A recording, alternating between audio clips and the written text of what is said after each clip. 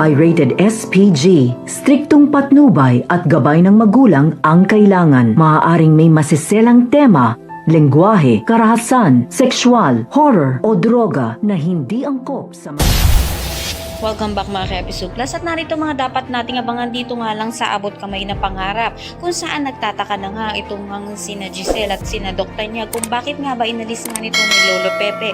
Ito nga si Zoe sa pinamanahan nga nito kaya malakas na nga rin ang kanyang kumpiyansa na pag nagising na nga ito malalaman na nga nilang katotohanan kung bakit nga ba tinanggalan nga ng karapatan nga nito ni Lolo Pepe itong si Zoe na malaking posibilidad na mapatunayan na nga niya na tama ang kutob nga niya na may kinalaman nga ang mag-ina sa nangyari sa kanyang ama. Sa kabilang banda naman nga ay nakiusap naman nga itong si Giselle dito nga kay Eric na makasama nga niya ang kanyang anak sa Kapaskuhan. Subalit hindi nga ito pinakinggan nga nito ni Eric at hindi niya mapagbibigyan nga ito dahil alam naman nga nito ang ginawa nga nito ni Giselle sa kanilang anak. Kaya malaking posibilidad na mahirapan nitong si Giselle na makasama ang kanyang anak.